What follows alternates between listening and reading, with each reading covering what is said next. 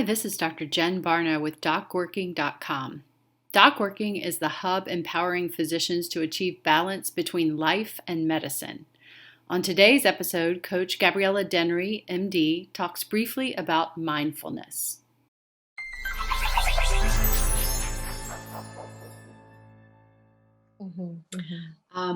We are here to support physicians, and in a time when things have become very difficult in the healthcare field in general, and physicians are stretched to their absolute limit. Many of them already were stretched to their limit, and they didn't know they had a limit beyond that, and now they're beyond that.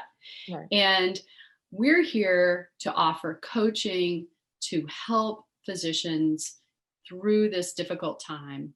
And we're here to help your organization retain physicians so that they will be able to stay and survive, not just literally, but in their own personal lives through this difficult time, and to be able to manage their lives outside of medicine in the face of what we are asking them to do. And that extends beyond the pandemic. But right now, especially, it's a critical time.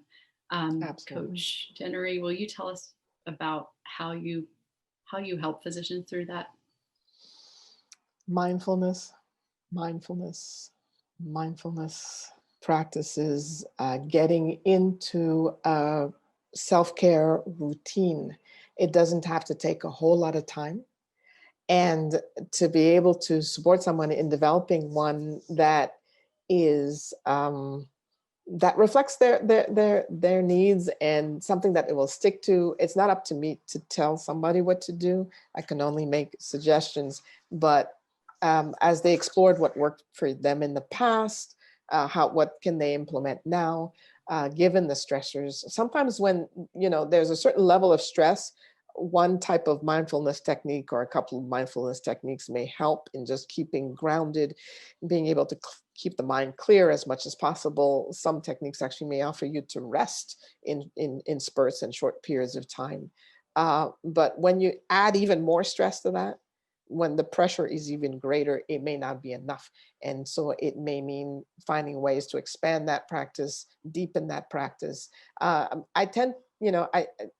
Things that are practical, that can be implemented quickly, that you can do even in a hospital, even in a clinic, even walking to the parking lot, even walking from the parking lot, just to be in a space, whether you're in direct on the front lines or you're on that secondary line. Every one of us, wherever we are, because we are tied together as a community of physicians worldwide through our calling, our philosophy of life, our willingness and ability and drive to serve, that's kind of a universal, what the doctor wears everywhere they go.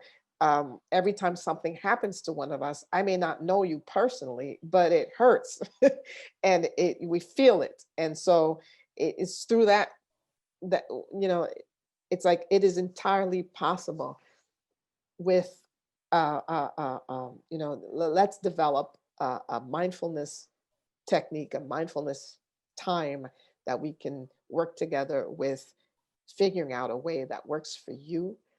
My philosophy is simple: pick two and rock them. So it's just there are thousands of different modalities to just be able to breathe for a moment. There are many ways of doing that on the spot. I love videos of physicians dancing in the ER. Me too. To let off steam. I mean, that is a mindfulness practice, right? And there are others that just are kind of in solitude, and there are others that involve group, and all of that is possible. And the question is finding something that works for you. And it doesn't have to be 1,000 things. It's better to do 2 things consistently or 1 thing consistently than trying to grasp at 1,000 things. And so that's kind of where I stand on that. It's like it is entirely possible, because We're kind of not in direct front line in that way, that to really have a clear idea of what people are going through. Um, I'm not going to lie and say I know like every intimate detail of what that is to be in an emergency room or an intensive care unit. I've had friends and I have friends who are in that situation, and just listening to them talk is like, wow, it's powerful.